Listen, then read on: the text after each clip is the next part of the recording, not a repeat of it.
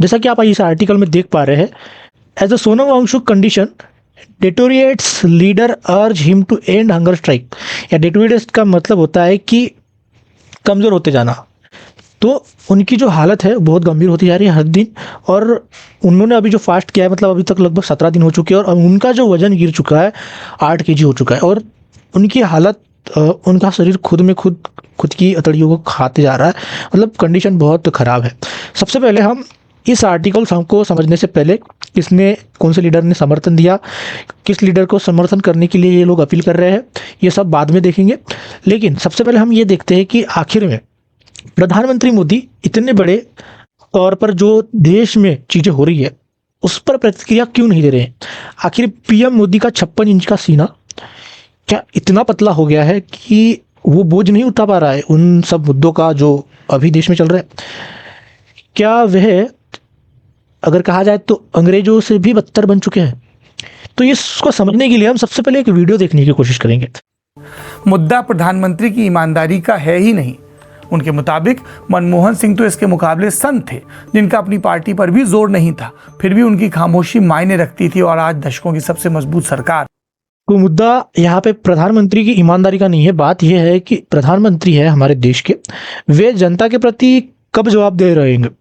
जैसे कि पंतप्रधान हमारे थे, पूर्व पंतप्रधान मनमोहन सिंह जी, उनका मजाक कौन उड़ाते थे? मोदी जी उड़ाते थे कि ये मनमोहन सिंह जी नहीं है, मोहन सिंह जी है तो इंट्रोवर्ट, बात तो कम कर देते। कहा जाता है ना कि जो इंसान ज़्यादा बोलता नहीं लेकिन प्रभावशाली होता है।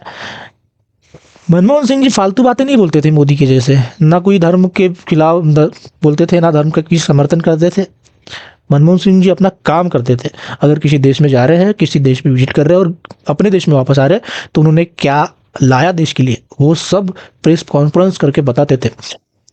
वो हर बात के लिए जनता के साथ जवाब दे थे, उनके साथ कनेक्टेड थे, प्रेस कॉन्फ्रेंस करते थे। लेकिन आज मोदी जी 3 बार प्रधानमंत्री बन चुके, लेकिन उन्होंने प्लीज एक तो प्रेस कॉन्फ्रेंस कर लेते। क्या उनका इतना भी कर्तव्य या इतना दायित्व नहीं बनता देश के प्रधानमंत्री होने के नाते? यहाँ पर मैं सीधी सी बात कर रहा हूँ, ना ही मैं बीजेपी का कोई क्रिटिसिज्म कर रहा हूँ, ना ही मैं कोई कांग्रेस पार्टी का समर्थन कर रहा हूँ। नो, यहाँ पे सीधी सी बात है, रियल बात बता रहा हूँ कि आखिर आप प्रधानमंत्री है तो आपको जवाबदेह होना चाहिए। इस वीडियो को शुरुआत से थोड़ा सा देखने की कोशिश करते हैं। भ्रष्टाचार, ये शब्द एक बार फिर भारत की सार्वजनिक जिंदगी में गूंज रहा है। परीक्षा के पेपर लीक, घटिया सड़कें, ठेकों पर सवाल, पर्यावरण मंजूरियों में गड़बड़ी, मंदिरों से चोरी, निजी कंपनियों पर कब्जा, सरकारी पद का गलत इस्तेमाल। शिकायतों की एक लंबी फहरिस्त है जो पहले कभी न देखी गई रफ्तार से ये शिकायत की पूरी लंबी लिस्ट है। किस तरीके से? अभी इन्होंने बात की कि देश में ऐसी कुछ कंपनियां हैं जो एक तरफा उनको फायदा पहुंचाने के लिए उनको पूरी तरीके से समर्थन किया जा रहा है। अब क्या होता है ना कि अगर बाजार में एकाधिकार होता है तो सीधे तौर पर जनता का शोषण होने लगता है, जनता का पूरी तरीके से शोषण होने लगता है। वो इसलिए कि अगर मार्केट में 10 लोग हैं और 10 लोगों में से अगर किसी के पास भी टमाटर नहीं है तो सीधी सी बात है कि टमाटर का रेट बढ़ने लगेगा। अगर 10 के पास में है अगर टमाटर तो 20 रुपये केजी चलता रहेगा। अगर एक ही के पास में है टमाटर मार्केट में पूरे, तो उसकी मर्जी, वो 100 में बेच सकता है, वो 200 में बेच सकता है। तो सीधा सा अंतर है कि अगर बाजार में एकाधिकार बढ़ेगा, अगर सबको सही तरीके से हम प्रतिनिधित्व नहीं करने देंगे तो यहाँ पे जनता का ही शोषण होने वाला है। जैसे कि आप एग्जाम्पल के तौर पर कुछ कंपनियों के नाम ले सकते हैं, जैसे एडटेक में लिख सकते हो आप कोई, आप फॉर एग्जाम्पल आप जियो ले सकते हैं, या जो भी कुछ सिम के माध्यम से ले सकते हैं, मोबाइल के माध्यम से ले सकते हैं। अगर एक ही नेटवर्क रहा तो फॉर एग्जाम्पल उसके तो चार्जेस बढ़ेंगे ही ना। तो इस तरीके से देश में हो रहा है। अब बात कर लेते हैं हम नीट पेपर लीक की, और जिसके लिए प्रोटेस्ट कर रहे हैं सोनम वांगचुक की।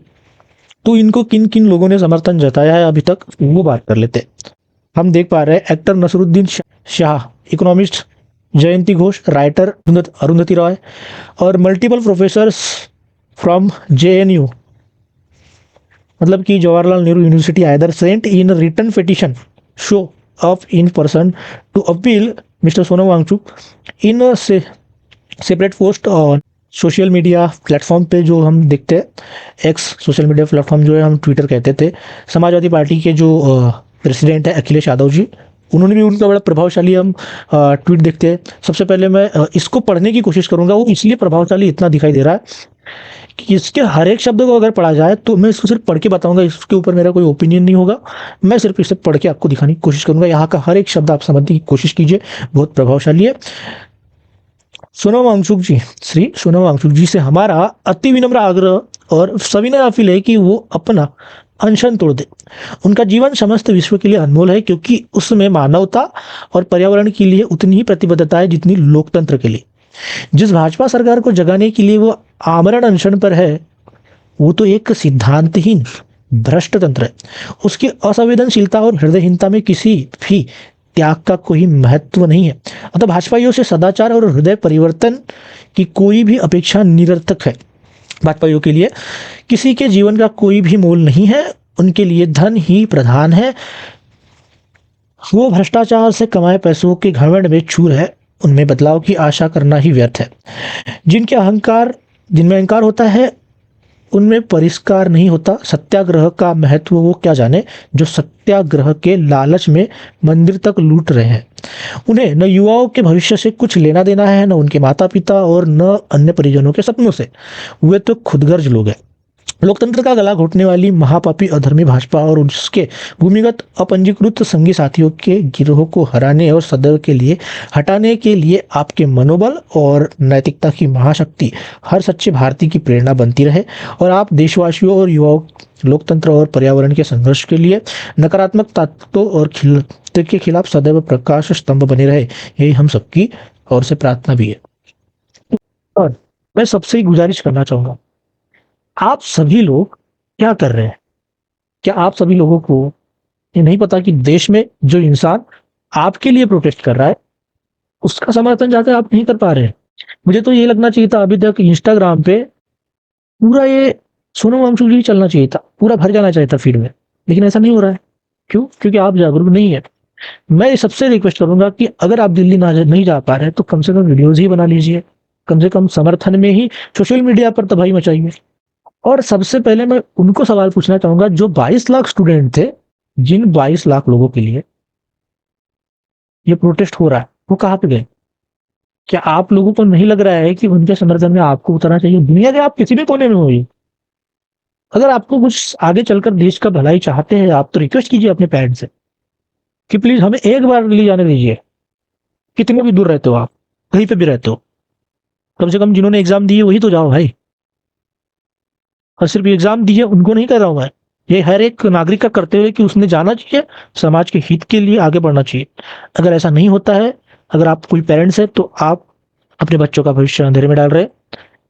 अगर आप युवा है तो आप अपनी अपनी आने वाली पीढ़ियों के लिए कुछ नहीं कर पाएंगे। तो ये सब चीजें समझना जरूरी है। और यहाँ पर इन्होंने अलग अलग जो है लोगों को रिक्वेस्ट भी की है। सबसे पहले तो मैं आपको बता देना चाहता हूँ कि जो अभिजीत दिक्के है, उन्होंने भी सोनम वांगचुक जी से रिक्वेस्ट करी है कि वो भी अनशन तोड़ दे। क्योंकि देखिए, सहानुभूति तो हर किसी को होती है ना, कोई अपने फायदे के लिए तो किसी को मार नहीं देगा। तो यहाँ पे सीजेपी लोग के लोगों ने, जो लीडर ऑफ अपोजिशन है, उनको भी इनवाइट किया है कि इसमें आप आइए, आप अपना समर्थन दिखाइए Lok Sabha Rahul Gandhi to protest along with 19 other leader including Tamil Nadu chief minister C Joseph. मतलब कि यहाँ पे आप विजय तेलापति को भी बुलाया गया है, उनको रिक्वेस्ट की गई है कि आप इस जो है आंदोलन में जुड़ने की प्लीज कृपया मेहरबानी कीजिए। सीपीपी की प्लानिंग है कि यहाँ पे हम पार्लियामेंट में जुलाई 20 को प्रोटेस्ट करेंगे। तो वहाँ आप जितने लोग जा सके, जितने लोग दिल्ली में हैं, जितने उसके आसपास में। मैं महाराष्ट्र से हूँ और मैं इतना ही कर सकता हूँ कि यहाँ से मैं आप सब लोगों को जागरूक करने की कोशिश करूँ कि प्लीज प्लीज जो जा सकता है प्लीज आइए। और जितना हो सकता है, अगर नहीं जा पा रहे हैं तो प्लीज इंस्टाग्राम भर दीजिए, पूरे सोशल मीडिया प्लेटफॉर्म भर दीजिए और जनता उनके समर्थन में उतरिए। ये एक साइंटिस्ट है, पढ़ा लिखा आदमी है, और जब आप लोग सोए रहेंगे ना, तब तक कुछ नहीं हो सकता। प्लीज सपोर्ट पे आइए। धन्यवाद।